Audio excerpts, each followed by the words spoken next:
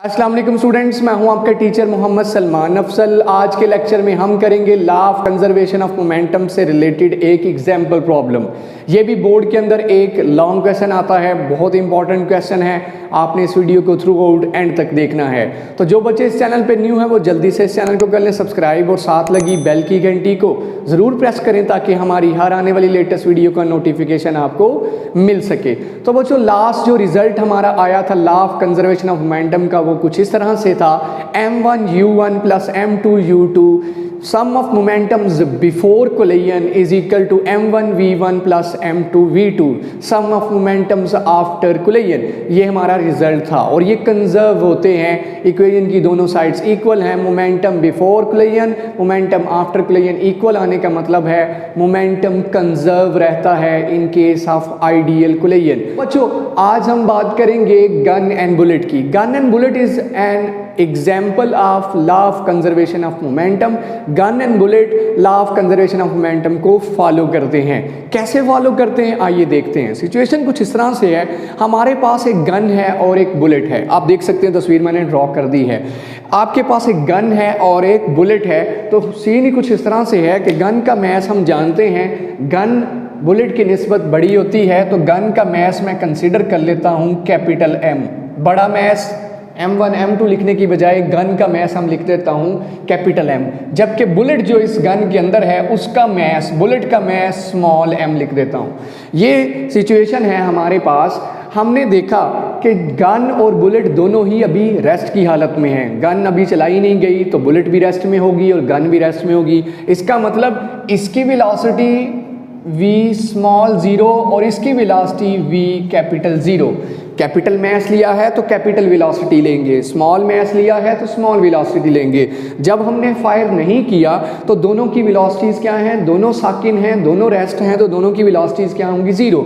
अगर मैं before firing situation के लिए मोमेंटम लिखूं तो मोमेंटम ऑफ बुलेट किसके बराबर होगा? ये सारा कुछ मैं करने लगा हूँ बिफोर फायरिंग। उसने किताब में इस तरह से किया तो नहीं है, लेकिन मैं एडिशन कर रहा हूँ चीज़ों की। आप लिखना चाहें तो लिखें, ये कॉन्सेप्ट के लिए आपके। बिफोर फायरिंग क्या लिख सकता हूँ? ये मैं बिफोर फायरिंग की हेडिंग दे ली, मोमेंटम ऑफ बुलेट।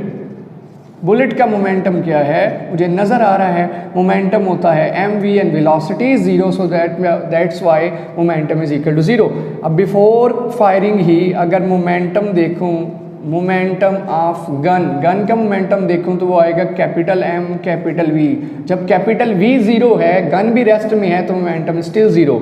और सम ऑफ मोमेंटम्स, मैं वो सारा कुछ अप्लाई कर रहा हूँ जो मैं प्रूव कर चुका हूँ, बिल्कुल उसी तरह से।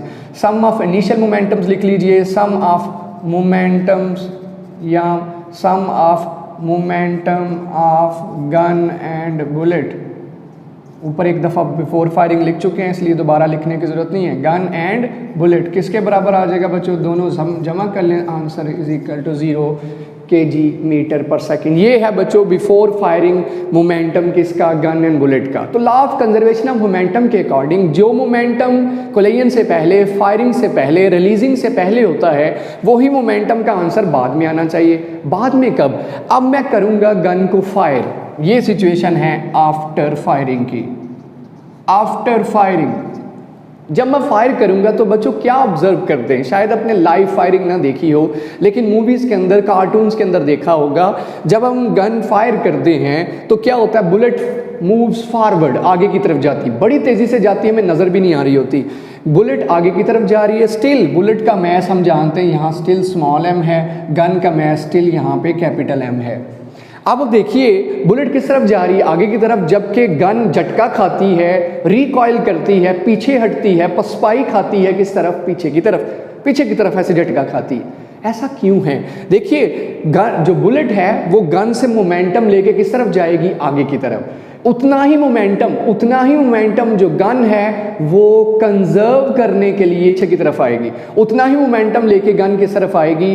पीछे की तरफ, जितना मोमेंटम उसने किसको दिया है? बुलेट को, आगे की तरफ। ठीक हो गया। अब अगर मैं मोमेंटम लिखूं, आफ्टर फायरिंग मैंने लिख लिया, मैं यहाँ पे, ये तो डायग्राम के लिए मैंने लिखा। अब मैं आफ्टर फायरिंग सिचुएशन लिखता हूँ। आफ्टर फायरिंग, फायर जब किया तो वेलोसिटी, बुलेट के पास वेलोसिटी आ गई, स्मॉल मैस है तो वेलोसिटी स्मॉल वी होगी। गन के पास वेलोसिटी आई कि नहीं आई? क्या वो पीछे की तरफ रिकॉइल नहीं हुआ, पीछे की तरफ मुड़ी नहीं, पीछे की तरफ झटका नहीं खाया? सम वेलोसिटी के साथ पीछे झटका खाएगा, वो कैपिटल वी है। अब जीरोस तो नहीं है, अब वो मोशन कर रहे हैं, बुलेट आगे की तरफ और गन पीछे की तरफ। अगर मैं आफ्टर फायरिंग यही सब कुछ लिखूं तो क्या लिखूंगा? Momentum of bullet after firing क्या आएगा? बुलेट का मोमेंटम क्या आएगा बच्चों? क्या लिखेंगे आप? मोमेंटम होता है product of mass and velocity, तो क्या बन जाएगा? mass of bullet is m and velocity of bullet is small v। ये शुरू में ही हमें कंसिडरेशन की थी। ये आपके पास मोमेंटम आ गया आफ्टर फायरिंग किसका? बुलेट का। इसी तरह से अगर मैं मोमेंटम लिखूं किसका? Momentum of gun after firing, तो पहले ही ऊपर लिख चुका हूँ इसलिए बार बार लिखने की जरूरत नहीं है। कैपिटल M उसका mass, capital velocity, so product of mass and velocity is momentum, ये आ गया। और अगर मैं सम करूं after firing sum of momentums, क्या बन जाएगा? Sum of momentums, sum of momentum of gun and bullet after firing हम ऊपर लिख चुके हैं इसलिए दोबारा से नहीं लिखेंगे, हेडिंग से मार्कर से लिखेंगे आप। तो आपके पास क्या आ जाएगा? बुलेट का MV और गन का कैपिटल M कैपिटल V। ये आपके पास इक्वेशन नंबर 2, ये आपके पास इक्वेशन नंबर 1। क्या पढ़ा था हमने? Law of conservation of momentum. Gun and bullet law of conservation of momentum hold करते हैं। तो क्या था law of conservation of momentum? Before firing जितना मोमेंटम का सम होगा, आफ्टर फायरिंग जितना भी मोमेंटम का सम आएगा, दोनों इक्वल होने चाहिए। यही तो कंजर्व होना है, यही तो law of conservation of momentum है कि मोमेंटम चेंज नहीं आता, जितना मोमेंटम पहले था उतना ही मोमेंटम बाद में होगा। ये जीरो और ये आपस में क्या हो जाएंगे? दोनों को इक्वल रख देंगे। सो कैसे रखेंगे इक्वल? आप लिखेंगे अकॉर्डिंग टू, यहाँ लिखेंगे according to law of conservation of momentum. हम क्या कर रहे हैं? गन वेलोसिटी इक्वेशन फाइंड करने लगे हैं। ऑटोमेटिकली देखिएगा इक्वेशन बन जाएगी। वैल्यूज जब दर्ज करूंगा तो क्या लिखूंगा? लेफ्ट साइड पे sum of momentums of gun and bullet before firing is equal to sum of momentum of gun and bullet after firing. तो क्या बनेगा? मैं यहाँ लिखता हूँ sum of momentum of gun and bullet before firing is equal to sum of momentum of gun and bullet after firing। जी बच्चों लिखिए वैल्यूज। क्या वैल्यू है इसकी? 0। और राइट साइड पे क्या आ जाएगा? m small v capital M capital V।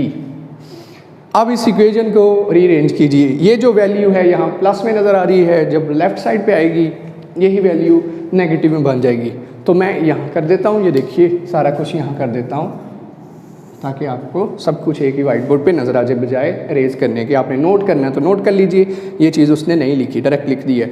तो ये इक्वेशन मैं पहले इस तरह से लिख लेता हूँ। कैसे? MV plus capital M capital V is equal to 0। मुझे गन की वेलोसिटी की इक्वेशन चाहिए। गन की वेलोसिटी इसमें से कौन सी है? ये कैपिटल V। तो कैसे बनेगी ये इक्वेशन? ये वैल्यू उधर चली जाएगी तो कैपिटल M कैपिटल V किसके बराबर? MV। और कैपिटल V किसके बराबर? MV स्मॉल v और कैपिटल M। ये है बच्चों गन वेलोसिटी इक्वेशन। इस तरह से हम गन की रिकॉइल वेलोसिटी, जिस वेलोसिटी से गन पीछे की तरफ झटका खा के आई है, वो वेलोसिटी फाइंड आउट कर सकते हैं अगर हमारे पास 3 फैक्टर पता हो। एक बुलेट का मैस, एक बुलेट की वेलोसिटी और एक गन का मैस। ये तीनों चीज़ें पता हो तो हम आसानी से क्या मालूम कर सकते हैं? Recoil velocity of gun. Recoil होता है पीछे मुड़ना।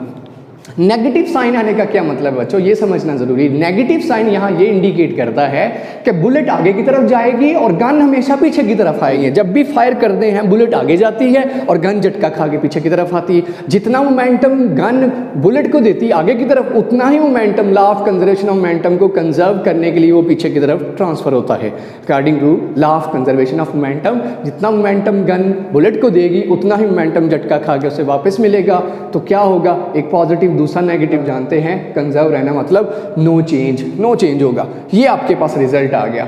अब इस जैसी ये आपके पास क्या आ गई, गन वेलोसिटी। आपसे सवाल पूछ सकता है गन वेलोसिटी इक्वेशन फाइंड कीजिए, गन एंड बुलेट की इक्वेशन ड्राइव कीजिए, या फिर ऐसे पूछ सकता है गन एंड बुलेट का जो रिलेशन है वो ड्राइव कीजिए, गन एंड बुलेट एग्जाम्पल को डिस्कस कीजिए। बहुत सी किस्मों से ये सवाल पूछ सकता है। How law of conservation holds in gun and bullet, पूरा इसमें लिख देंगे। सो ये लैदा से लॉन्ग क्वेश्चन है जो एग्जाम्स के अंदर आता है। अब बच्चों, क्या law of conservation of momentum gun and bullet he follow करते हैं, एक बैलून ही फॉलो करता है?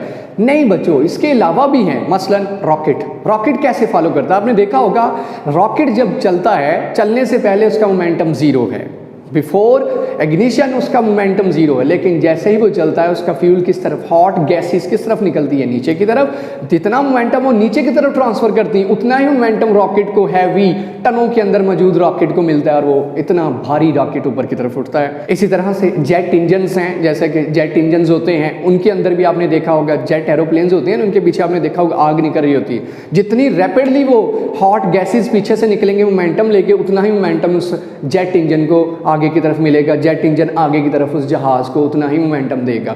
इस तरह से ये जो law of conservation of momentum hold करता है हमारी रोजमर्रा जिंदगी के अंदर भी, जिसमें हमने देखा जितना मोमेंटम बॉडी को फॉरवर्ड डायरेक्शन में मिलेगा उतना ही मोमेंटम बैकवर्ड डायरेक्शन में होगा, जितना मोमेंटम अपवर्ड डायरेक्शन में उतना ही मोमेंटम डाउनवर्ड डायरेक्शन में। ये है law of conservation of momentum की एक example, that is gun and bullet example. तो बच्चों, उम्मीद करता हूँ आपको आज के लेक्चर की अच्छे से समझ आई होगी। इसको बार बार देखिए, अपने दोस्तों से शेयर कीजिए। ये बड़ा इंपॉर्टेंट टॉपिक है, 3rd चैप्टर में से जो एग्जाम्स के अंदर आया भी हुआ है। फिर भी अगर कोई कन्फ्यूजन रह जाती है तो कमेंट्स के अंदर अपनी आरा ज़रूर दीजिए, क्वेश्चन ज़रूर पूछिए। मैं इंशाल्लाह से हाजिर हूँ आपकी हर तरह से खिदमत के लिए, आपकी हर सवाल हर क्यूरी का जवाब देने के लिए। तो आज के लिए इतना ही, मैं आपसे इजाज़त चाहूँगा। इसी के साथ अल्लाह हाफिज़।